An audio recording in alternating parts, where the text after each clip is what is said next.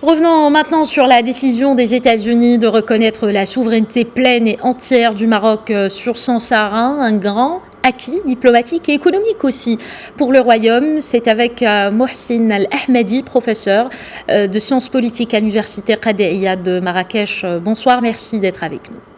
Bonsoir, c'est un plaisir renouvelé. Une lettre officielle est adressée donc par Washington aux Nations Unies, au Conseil de sécurité. Les États-Unis demandent d'annexer cette proclamation comme document du Conseil de sécurité. Quel impact aura cette annexion sur les prochaines réunions du Conseil de sécurité, professeur? Alors, cela est une décision encore qui va dans le sens de la position américaine vis-à-vis de la reconnaissance du Sahara marocain. C'est-à-dire que maintenant, la question n'est pas uniquement entre les États-Unis et le Royaume du Maroc, mais c'est plutôt comme position officielle des États-Unis au sein du Conseil de sécurité et au sein de l'ONU. C'est-à-dire que les États-Unis, dorénavant, vont s'opposer à toute décision venant de la part de membres permanents de Conseil de sécurité autre que les États-Unis et qui peut bloquer toute décision qui pourrait aller, disons, au sens contraire des intérêts du Royaume, notamment sur le Sahara. Deuxièmement, c'est que avec cette officialisation de la position américaine, cela coupe net à toute administration américaine à venir qui pourrait être tentée par justement de revenir ou de geler cette décision, c'est-à-dire que dorénavant, cette décision, il est irrévocable au niveau, disons, de la vie nationale américaine et aussi au niveau des relations des États-Unis à l'ONU et des États-Unis dans le cadre du Conseil de sécurité. Les États-Unis ont également officialisé la reconnaissance de la marocanité du Sahara en inscrivant le décret signé par le président Donald Trump sur le registre fédéral. C'était hier. Expliquez-nous l'importance et la consistance d'une telle action.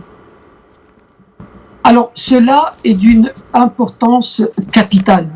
C'est-à-dire que Donald Trump et l'administration américaine a pris conscience de l'importance de mettre fin à ce conflit qui a duré très longtemps et que justement par le fait de l'enregistrer dans le bulletin officiel des États-Unis, ça veut dire le Federal Register, elle ne fait que, disons, lier les mains de toute administration à venir vis-à-vis de cette proclamation. C'est une proclamation souveraine, solennelle et on ne peut plus officielle. C'est-à-dire que si jamais l'administration Biden ou toute autre administration à venir pourrait revoir ou même geler cela, cette décision coupe net avec toute velléité de justement de revenir sur cette décision. Elle est permanente et ne pourra pas être révoquée pour quelque raison que ce soit.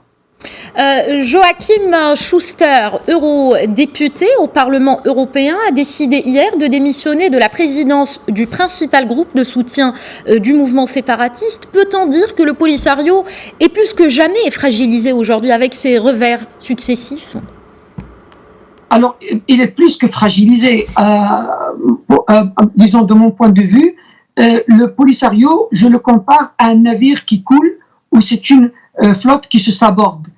Il y a un sabordage continuel du Polisario parce qu'il n'a plus de stratégie pour à la fois garder ses amitiés, ses intérêts que des lobbies au niveau européen ou au niveau international sont en train de défendre, parce que le Polisario n'a plus de cap, il ne peut plus voir loin qu'une journée ou qu'une semaine.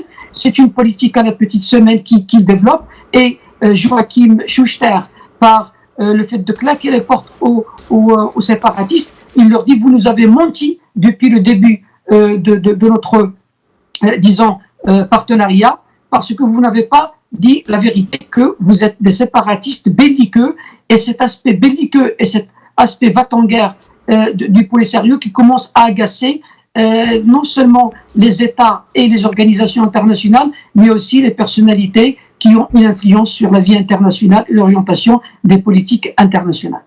Merci beaucoup, Mohsin Ahmadi, professeur de sciences politiques à l'université Qadi Iyad de Marrakech. Merci encore une fois pour cet éclairage.